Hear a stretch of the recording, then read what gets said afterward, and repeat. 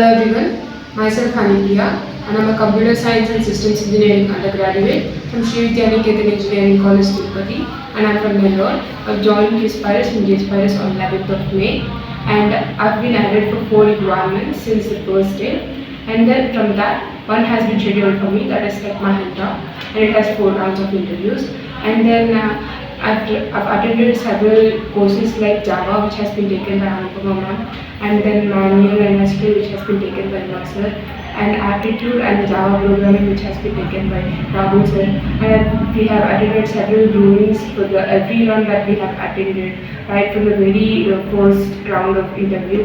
And the groomings were taken by Jeevan sir, Rahul sir, and Uma sir, and also Jeevan sir for the last interview.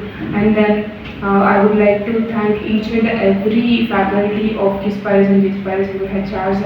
Mainly I would like to thank Uma Shankar sir for giving us a very big support and believing in us by finding us who are attending the classes regularly and who are being attentive in the classes. So thank you Qspiders and Qspiders.